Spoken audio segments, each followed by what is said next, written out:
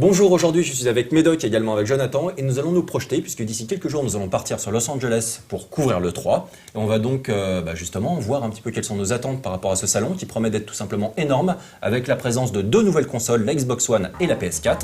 Bienvenue dans Extra Life.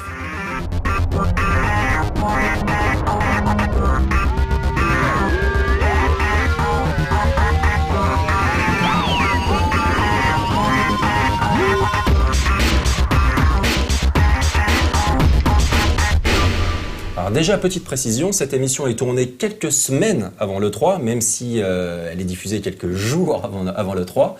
Donc sachez que s'il y a eu des annonces dans les jours qui précédaient le 3, on ne pourra pas les inclure. Donc il y a quand même pas mal de questions qui restent posées, dont vous aurez peut-être les réponses au moment où vous verrez cette émission. Donc voilà, vous êtes prévenus. Alors qu'est-ce qu'on attend ? On va parler déjà des conférences et évidemment on va aborder une problématique majeure. Il n'y a pas de conférence Nintendo cette année. Alors, je ne sais pas si c'est une problématique majeure, mais toujours est-il qu'effectivement, il n'y a pas de conférence. C'est quand même des constructeurs historiques, qui étaient là déjà avant Microsoft, avant Sony, mais ne soient pas là. Les mecs ont trouvé un autre moyen de communiquer sur leurs produits, tout ça. Bon, à leur place, effectivement, moi non plus, je ne verrais pas l'intérêt de dépenser des sous. Est-ce que tu vois l'intérêt des conférences, du coup, sur un E3 ? Tu sais, il y a beaucoup d'éditeurs qui se posent la question aujourd'hui. Ouais, d'une certaine manière, il y a un intérêt. Il y a un intérêt parce que ça te permet de montrer des choses, d'avoir l'attention des gens pour te montrer les choses qui vont pas forcément aller voir d'eux-mêmes ou qui vont pas sur lesquelles elles vont pas forcément se renseigner sur les stands même, dans le salon même. Donc voilà, bon, ça te permet d'avoir l'attention de ces gens. Ouais. Mais au-delà de ça, effectivement, non, pas. En plus, j'aime beaucoup les conférences. Et les conférences, pour moi, sont complètement liées à l'E3, donc à ce salon, avec la possibilité justement d'avoir un éclairage particulier sur ce qui va être présenté, de voir un petit peu les priorités d'un éditeur à un moment donné, et également de pouvoir ressentir les réactions du public. C'est un truc qui est très très important. Tu es avec un parterre de journalistes en provenance du monde entier et tu sens les réactions de tout le monde et tes propres réactions sont partagées également avec tout le monde. Et je trouve que ce moment précis est très intéressant et c'est beaucoup plus intéressant d'être présent sur une conférence, si elle existe lorsqu'on est sur place, que de la voir par exemple en décalé. Donc en streaming ou chez soi, etc. etc. Donc pour moi, c'était important. Et c'est également un constat d'échec, c'est-à-dire à partir du moment où les deux dernières conférences de Nintendo ont été extrêmement critiquées, et voire même, si on retourne un peu dans le passé, les précédentes. Et donc du coup, les mecs se disent, ok, on est critiqué, on a du mal à s'exprimer à tout le monde, puisque c'est un peu l'idée également de ces confs. Donc du coup, on arrête. Et je trouve que c'est pas une bonne philosophie dans la vie en général. Alors, j'y arrive pas, j'arrête. Oui, d'abandonner. Ah non, mais tu t'améliores ou tu fais des choix. Mais tu peux les comprendre. Ils peuvent partir du principe que, voilà, nous, on fait des conférences. Derrière ça, on se fait bitcher par la presse, parce que c'est la presse qui est majoritairement invitée dans ces conférences. Bon, laissez-nous communiquer directement avec nos consommateurs. Et on passe plus du tout par le prisme de la presse.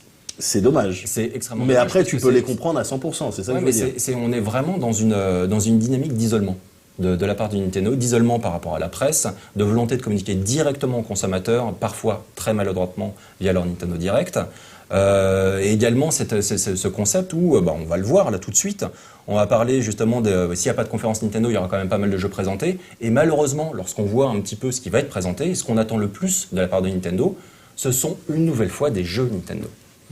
Mais ils n'arrivent pas à faire en sorte que les éditeurs tiers en fait, participent et sautent un petit peu dans le bateau Wii U, etc. Là, pour l'instant, ils naviguent un peu tout seuls et on a l'impression qu'ils naviguent sans savoir exactement où ils vont. Par exemple, leur communication est vraiment, on sait pas du tout où ils vont parce que ils annulent leur conférence. Mais ils disent qu'ils vont faire des Nintendo Direct pour s'adresser directement aux consommateurs, sauf que ça c'est juste pour le public qui est déjà acquis à leur cause, parce que sur leur 3DS ils ont des annonces, ok, il y aura un Nintendo Direct, mais eux ce qu'ils doivent essayer de toucher c'est le grand public, et le grand public ça passe par les conférences qui sont retransmises, dont il y a des images de stands des compagnies, et ça passe par la presse et par la presse généraliste. La presse généraliste, ils viennent se fournir dans les conférences. S'il n'y a pas de conférence, ils ne touchent pas le grand public, et s'ils ne touchent pas le grand public, là ils sont dans la merde complète pour leur Wii U. Alors c'est vrai qu'il y a une certaine forme d'isolement, Mais après, il faut dire qu'ils ne sont pas non plus aidés. Là, tu parlais des éditeurs tiers il y a quelques secondes. Ils ne sont pas aidés non plus par les éditeurs. C'est terrible, parce on a entendu là récemment des mecs d'EA, il me semble, qui disaient, on leur demandait à un mec, je sais plus quoi, quel était son poste et tout, un senior quelque chose de chez EA, on lui demandait son feeling sur la Wii U. Le mec, il a complètement bitché la console en disant, mais qu'est-ce qu'ils ont fait avec cette console? Elle vaut rien du tout. De manière, nous, on n'a rien prévu de faire sur cette console. Le truc de rien prévu, il y a justement une news que j'ai vue cet après-midi où il disait non, il y a quand même des jeux sur Wii U. Il y a quelques jeux, il y en a moins que sur PS4 et sur Xbox One, mais il y en a quand même. Ouais. Le discours d'hier, genre officiel, c'était de dire genre on ne développe pas de jeux spécifiquement pour la Wii U. Voilà. Donc il y aura sans doute quelques portages, etc. Sachant qu'on se rappelle que sur la dernière conférence, et sans doute peut-être la dernière tout court, conférence Nintendo pré-E3, tu avais le pont d'EA qui était là et qui disait ouais, on est à fond derrière la Wii U, etc. Maintenant, ils sont tout seuls. Donc il y a Ubi qui les lâche un petit peu avec l'exclu Rayman Legends qui est killé. C'est un peu triste et catastrophique. Et donc il y a beaucoup de choses. Battlefield 4 qui ne sortira pas sur Wii U. Enfin, c'est des tas de moteurs qui ne tournent pas sur Wii U. On s'inquiète. Ouais. On s'inquiète, mais il y a du jeu. Alors du jeu justement, on attend quoi? On attend Mario Kart sur Wii U qui devrait être présenté et jouable. On attend évidemment, moi c'est vraiment un truc que j'attends énormément, c'est le nouveau Mario 3D. Donc autant on a pu être déçu par les Mario 2,5D avec les New Super Mario Bros, etc. Là c'est un vrai nouveau Mario, donc c'est 3D, donc c'est une suite spirituelle aux excellents Mario Galaxy, Super Mario Galaxy 2. Donc on les attend à mort. On a aussi un nouveau Super Smash Bros. On a Wind Waker HD qui devrait être également présenté et sans doute jouable. Peut-être qu'on aura un nouveau Sonic, puisqu'il y a quand même quelques éditeurs qui suivent un petit peu Nintendo parmi les éditeurs Sega. Dans le dernier Nintendo Direct, ils ont annoncé un Mario et Sonic aux Jeux Olympiques. On s'en fout un peu, mais ils ont annoncé un Sonic, je sais plus le nom, un Sonic spécial, mais ils ont juste dit que c'était annoncé. On ne sait pas plus. Ouais. Donc on en saura sans doute plus à l'E3. Pourquoi pas Bayonetta 2? Donc moi j'aimerais bien avoir l'occasion d'y jouer, ce serait quand même une bonne opportunité. The Wonderful 101, on pourrait enfin l'essayer. Oui, mais il sort bientôt. Au final, il sort fin août. Donc ça va, mais on devrait pouvoir l'essayer. Et puis il était déjà jouable sur le précédent E3. C'était encore un peu embryonnaire le jeu. Oui, c'était embryonnaire, mais il y avait déjà quelque chose. Donc c'est pas parmi les jeux les plus attendus. Et on a aussi, pourquoi pas, le nouveau Yoshi qui pourrait être présenté. Moi, j'attends également des annonces, c'est-à-dire qu'on a toujours des gros studios emblématiques comme Retro Studio. On ne sait pas sur quoi ils bossent aujourd'hui. On sait qu'ils bossent sur des trucs, bien sur quoi le savoir. On ne le saura pas dans le cadre d'une conf. Donc ce serait terrible. On aura peut-être l'annonce d'un nouveau jeu Retro Studio sur Wii U dans un Nintendo Direct. Donc avec une pauvre petite vidéo. Enfin, c'est triste. Peut-être qu'on pourra avoir le prochain jeu des Xeno. Et éventuellement également. Il n'y a que celui-là que j'attends. Tout ça. Moi j'espère un Metroid ou alors un retour de Star Fox. Aussi un truc que j'attends, c'est on nous parle depuis des années d'une nouvelle licence créée par Miyamoto. Donc comment ils vont nous la montrer? Justement, il n'y a pas de conférence, ça aurait été justement le bon moment pour nous faire un show. Donc est-ce qu'ils vont nous la montrer ou est-ce qu'on va attendre peut-être l'année prochaine qu'ils nous refassent une conférence? Alors, normalement, il y aura également Miyamoto et des huiles de Nintendo qui seront présents sur le stand au sein de l'E3, et le matin même, donc le mardi de l'ouverture du salon, le matin, il y aura des petits shows où ils parleront à la presse, puisque la presse a été invitée à pouvoir évoluer sur le stand et essayer les jeux. Donc c'est pas une conférence, mais après il y a des petites conférences live quand même qui auront lieu à cette occasion-là. Rien n'a été confirmé pour le moment. On va également parler évidemment des 2 nouvelles consoles, donc on y va essentiellement, donc c'est pas pour... moi c'est énormément quand même pour le prochain Mario 3D, non, je vous le cache pas, mais évidemment on a tous envie de pouvoir essayer pour la première fois la PS4 et la Xbox One. Donc la Xbox One, ils ont annoncé lors de la conférence qu'il y avait 15 nouveaux jeux exclusifs qui sortiraient dans la première année de vie de la console, dont 8 nouvelles licences. Donc sur ces 8 nouvelles licences, on en connaît quelques-unes. On connaît Quantum Break de Remedy, donc on espère pouvoir y jouer. On connaît également Rise, donc de Crytek, donc qui est un jeu sur Kinect, donc on verra ce que ça donne. On a remarqué lors de la conférence à Microsoft qu'il y avait pas mal de développeurs qui étaient présents, avec Kojima qui faisait une petite apparition. Donc pourquoi pas avoir l'occasion de jouer à Phantom Pain au prochain Normalement, Phantom Pain, il est prévu pour la génération actuelle. Peut-être qu'il y aura des portages, enfin des versions One et PS4, mais normalement il est prévu et les images qu'ils nous montraient à chaque fois, les logos qu'il y avait à la fin des vidéos, c'était PS3 360. C'est-à-dire que s'ils ne le présentent pas là, tu ne sais pas quand est-ce qu'ils vont le présenter. S'ils ne te le mettent pas jouable Là, en juin, tu sais pas quand est-ce qu'ils montent. Mais il est clair que c'est toujours ce type de salon qui est certes passionnant parce qu'on a deux nouvelles machines, mais c'est assez complexe puisqu'on a des jeux de l'ancienne génération et de la nouvelle génération. On a certains qui coexistent sur les deux plateformes. On en a d'autres, on ne sait pas s'ils vont être portés au final sur les Xbox One ou les PS4. C'est un peu flou, compliqué, mais ça reste passionnant. On a également Cliff Bleszinski qui a fait une petite apparition dans la vidéo, qui faisait genre un coucou. On ne sait pas trop ce qu'il fait aujourd'hui, ce monsieur-là. Donc c'est quand même la personne qui est derrière la série Gears of War, qui a quitté Epic et qui pourrait être investi genre, on sur sait un sur nouveau Twitter projet. par Twitter qu'il a visité pas mal de studios un peu partout, que ce soit Capcom, Konami. Même d'autres trucs de chez Sony. Enfin, il a visité plein de studios, mais on ne sait pas où est-ce qu'il s'est posé, quoi. Voilà. Donc on a aussi un nouveau jeu Rare qui serait basé sur une licence classique de leur catalogue. Donc il y a plusieurs possibilités. Ouais, alors il y a du Banjo et Kazooie, il y a du Perfect Dark. Ils ont fait quoi Rare? Ils ont fait Cameo aussi. Conker's Bad Fur Day. Et voilà. En gros, et Killer Instinct, sachant que la licence est a priori problématique aujourd'hui. Donc est-ce qu'ils ont pu récupérer tous les droits du jeu? On ne sait pas trop, mais en tout cas, il devrait y avoir une grosse annonce à l'E3 sur un nouveau jeu Rare, exclusif évidemment à la Xbox One.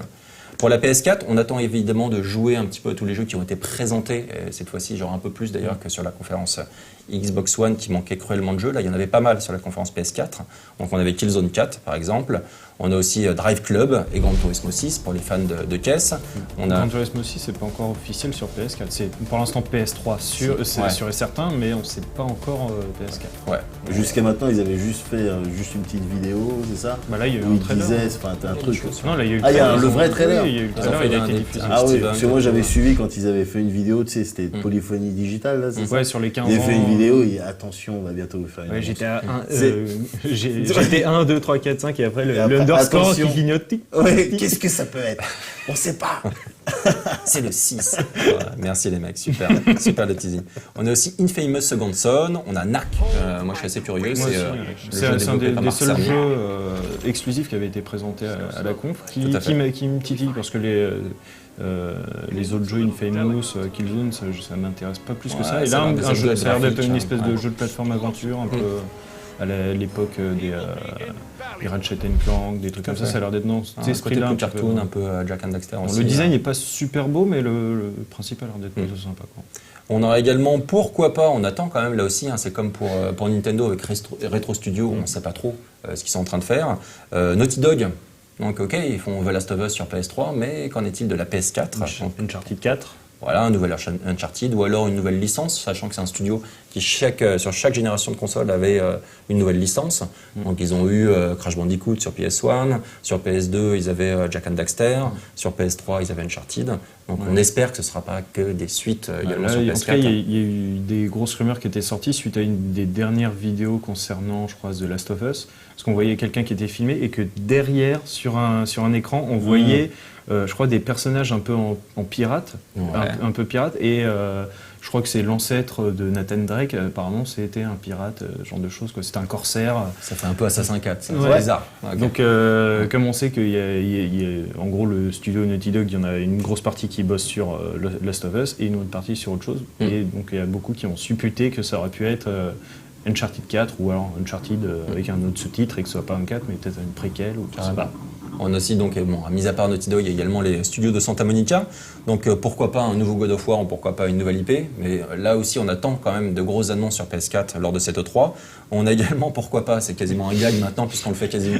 On l'a fait l'année dernière déjà sur notre petit extra live de pré-E3, genre The Last Guardian, ça se trouve verra quelque chose. The Last Guardian. On le dit, mais on n'y croit plus du tout, malheureusement. Là, il y a peut-être plus de raisons d'y croire vu qu'on n'en entend plus parler depuis 1000 ans. Peut-être que c'est parce qu'il a été switché sur PS4. Oui, mais auquel cas, ça serait tellement un mauvais move. Ça me fait penser à des sombres heures de l'histoire de la PS3 avec Versus 13, ces jeux dont on te parle et puis qui sortent jamais. Et puis qu'après, tu crois que non, parce que c'est pour la prochaine génération.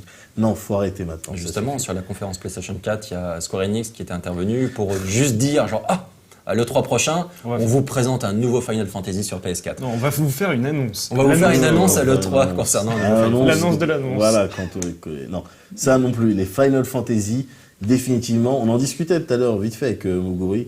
Maintenant, sortir un RPG, surtout sur les consoles, les grosses consoles de salon actuelles, et à plus forte raison sur les consoles qui vont venir, et sortir un RPG, en fait, ça coûte des sous, ça prend du temps, ça coûte des sous, et le public, t'en as un, mais il est pas aussi juteux que d'autres genres.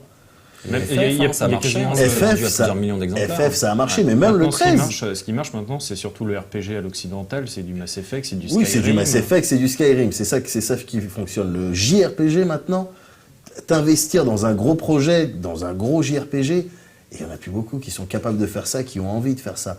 Et Final Fantasy, ça fait longtemps que, en tout cas pour une grosse partie du public, c'est plus du tout ce que c'était. Faut arrêter. Surtout après 3 FF13. J'y crois encore un petit peu. J'aimerais bien, franchement, sur PS4, avoir un Final Fantasy qui tue, qui soit pas. J'aimerais bien aussi, mais t'as plus les mêmes personnes. T'as plus les mêmes personnes à la tête de Square Enix. T'as plus les mêmes. C'est plus les mêmes délires. Ils sont plus dans les mêmes délires. Bon, il n'est pas encore sorti, mais j'ai assisté à des présentations de Lightning Returns. Les mecs, ils sont plus du tout dans les RPG, là, c'est fini, ils sont plus dedans. Ils sont dans une dynamique de on va essayer de vendre. Je crois que les gens aiment bien ce personnage-là, donc on va essayer de faire des trucs avec ce personnage. Mais c'est devenu une vaste blague maintenant. Donc quand tu arrives à Los Angeles et que les portes du salon s'ouvrent, tu vas pas courir sur le centre Square Enix, te poser sur le canapé et regarder l'écran géant pour voir les premières images. Non, je vais aller au stand Square Enix, je vais faire la bise dans l'absolu, au RP tu dis ça, que je connais de Square Enix, on va discuter un peu, puis après je vais aller jouer au jeu. C'est triste, mais je suis le premier triste. Et je suis le premier aussi à vouloir que... Si, on propose quelque chose en Final Fantasy, mais honnêtement, j'y crois pas. Un peu défaitiste. Donc on verra. Non, mais je comprends, hein, une fois que tu as été déçu 12 000 fois, on peut tromper un homme une fois. Les éditeurs tiers maintenant, donc on sait que 2K Games ça ne sera pas présent sur cette E3, ils n'auront pas de stand. Rockstar non plus, mais ça c'est une habitude. Mais par contre, il y aura des événements. Donc oui, THQ, ils sont morts, donc ils ne seront pas là non plus. C'est pas drôle.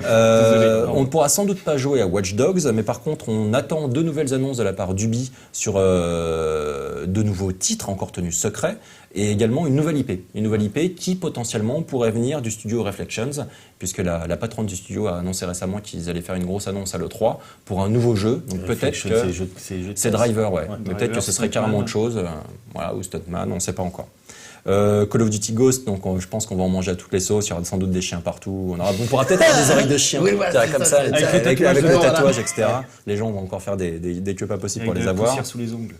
Batman Arkham Origins, donc là je suis très curieux, même si c'est plus le même studio, je suis très curieux. C'est plus le même studio. Ouais, mais quand même, ils peuvent pas se foirer, quoi. Mais il y a intérêt surtout. Ouais, non, mais il y a plusieurs problèmes avec ce truc-là, parce qu'il me semble que Origins, donc du coup, c'est évidemment une ça se passe avant. Voilà. Ouais.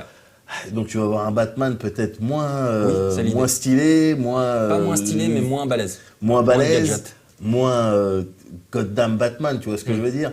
Donc déjà ce paramètre-là, plus le fait que c'est pas le même studio, je leur souhaite toute la réussite, tout ça, hein, mais il y a plus de chances qu'ils se plantent. Ce qui est frustrant, c'est que quand tu finissais Arkham City et que tu finissais surtout les quêtes secondaires, ça ouvrait pas mal de portes scénaristiquement pour quelque chose qui se passe après et pas avant. Justement, une des choses que j'attends sur cette E3, c'est peut-être, on parle beaucoup de studios, des studios qui bossent sur des projets encore secrets. Rocksteady, j'aimerais bien qu'ils fassent une petite annonce à l'E3 pour nous dire voilà sur quoi ils bossent là aujourd'hui. Si c'est un Batman, ce sera impossible qu'ils fassent une présentation ou une annonce d'un nouveau Batman là, puisqu'ils sont en train d'essayer de vendre leur Arkham Origins. Ils vont pas annoncer un autre Arkham derrière en même temps. Ils le vendent sur la génération actuelle de consoles, donc du coup, il est tout à fait possible qu'il y ait ou un nouveau super-héros, je sais pas. Rocksteady, je pense qu'ils bossent plutôt sur la next-gen. Ah oui, carrément, bien sûr. Et s'ils ont un Batman à annoncer, ils vont pas l'annoncer là justement parce qu'il y a Arkham Origins, ils vont le lancer au VGA en décembre, comme ils l'avaient fait pour annoncer les Batman. Peut-être qu'ils peuvent juste teaser la gueule aussi, un petit peu vite fait. Moi j'ai un petit espoir. Un truc totalement mystique et on sait pas ce que c'est, et sans titre. Qu'est-ce qu'on a d'autre? On a aussi Wolfenstein New Order qui sera présenté, Elder Scrolls Online, on aura The Witness de Jonathan Blow, on aura The Witcher 3, qui normalement devrait être une petite bombe.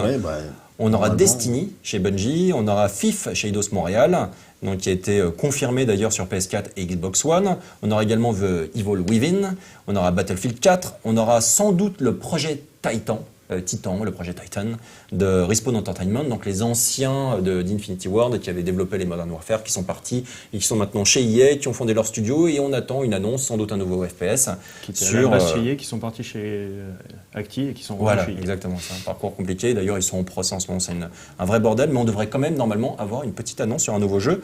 On a aussi Castle of Illusions chez Sega, on a Dark Souls 2, on a DuckTales, on a DuckTales, tout à fait, Lords of Shadow 2, et puis également du jeu indé, beaucoup, donc Hotline Miami 2, Shadow Warrior, Luftrausers, et puis on en attend énormément. On ira voir vraiment sur ce salon, moi j'ai bien l'intention d'aller voir beaucoup les petits stands pour avoir les petits jeux indés, et voir ce qui se passe, et voir comment ça se passe justement sur les PS4, les Xbox One, puisque l'une des questions qu'on se posait aussi, c'est ça, ils n'ont pas donné de réponse lors de cette conférence qui annonçait la nouvelle console Microsoft, c'était oui, quelle place pour les développeurs indés. Visiblement, ils n'auront pas la possibilité d'auto-publier leurs jeux comme ils pouvaient le faire là jusqu'à maintenant sur la Xbox 360. Donc on est encore dans le flou à ce niveau-là. On sait simplement que Nintendo et Sony font beaucoup la chasse aux développeurs indés, puisque c'est eux qui apportent cette fraîcheur et qui apportent des titres qui deviennent complètement cultes et qui créent des tendances, qui créent des genres sur lesquels en fait ensuite les gros développeurs, les gros studios peuvent se rapprocher. Et par rapport aux indépendants, il y a Nintendo qui a peut-être une longueur d'avance parce il y a le moteur qui est très utilisé chez les indés, Unity, qui est totalement en fonction, qui fonctionne. Enfin, ils ont un partenariat avec Unity et vu que c'est en train de vraiment se développer, apparemment il est très abordable, donc pourquoi pas mal d'indés sur la Wii U. Ce serait bien. Et d'ailleurs, on espère que sur le stand Nintendo, il n'y aura pas que des jeux Nintendo, il n'y aura pas uniquement aussi les grosses adaptations de gros AAA des éditeurs tiers, mais aussi du jeu indé. Ça, ce serait quand même sympa. Et ça a rarement été le cas jusqu'à présent, alors que chez Sony et Microsoft, on a toujours eu de la place pour les jeux, par exemple, du Summer of Arcade, ou sur les gros titres PSN qui allaient sortir. Guacamelee, par exemple, dont on a beaucoup parlé, était présenté lors de l'E3 précédent. C'est comme ça qu'on l'a découvert. Donc on espère aussi que la présence des indés sera très très importante. Et pour conclure cette émission, évidemment, il n'y a pas que la Xbox One, la Wii U, les consoles portables et la PS4, il y a aussi les autres. Il y a d'autres consoles qui arrivent, il y a le projet Shield par exemple, on a aussi la Ouya, on a les Steambox, et a priori on serait susceptible d'en voir un peu plus et peut-être de découvrir certaines de ces machines et de les essayer pour la première fois à l'occasion du prochain E3. Donc voilà, on a hâte d'y être. On y sera d'ici quelques jours et chaque jour de la semaine, on vous apportera du contenu, des nouveautés, déjà nos comptes rendus de conférences, pas de conférences Nintendo mais des autres conférences, Ubisoft, Electronic Arts, Microsoft et Sony. Et puis bien évidemment, tous nos tours de stand, etc. On va essayer de jouer au maximum à vraiment beaucoup de jeux et vous rapporter tout ça aussi vite que possible. Il y a juste un truc en fait que j'aimerais bien dans cette E3, c'est avoir eu ce même ressenti qu'on a eu l'année dernière avec la conf Ubi. Avoir des surprises. Là, on dit nos attentes, mais les surprises, savoir teaser, savoir annoncer des jeux, des trucs qu'on ne s'attendait pas, quoi. Il y a eu Watch Dogs où on s'est tous pris une méchante claque. Tu as eu Far Cry 3 où on avait découvert d'autres aspects du jeu, on avait découvert Zombie U. Là, qu'est-ce qu'on a besoin? Clairement, la surprise. C'est ce qu'on disait sur le dernier E3. Le dernier E3 était un E3 un peu bâtard, dans le sens où les éditeurs ne pouvaient pas présenter leurs nouveautés, puisque les nouveautés étaient développées sur des consoles qui n'étaient pas encore à l'époque annoncées. Donc on savait que les PS4 et les Xbox One allaient sortir, mais on ne savait pas quand exactement, et donc du coup personne ne pouvait vous montrer de nouvelles images. Donc normalement sur ce salon, c'est pas un Watch Dogs qu'on attend, mais c'est 25. Donc déjà, ne serait-ce que Microsoft, ils ont annoncé 15 exclus, donc dont 8 nouvelles licences. Donc on imagine que c'est pareil chez Sony, c'est sans doute peut-être potentiellement un petit peu pareil chez Nintendo. Donc voilà, on attend énormément de nouveautés, et on espère que ce ne sera pas uniquement des upgrades graphiques, donc des jeux super méga beaux, plus beaux que sur la génération précédente, mais vraiment de nouvelles expériences en termes de gameplay, de jouabilité, d'immersion. Donc voilà ce qu'on attend de ce prochain E3, et on se donne rendez-vous très vite pour une nouvelle émission. Salut tout le monde. Merci.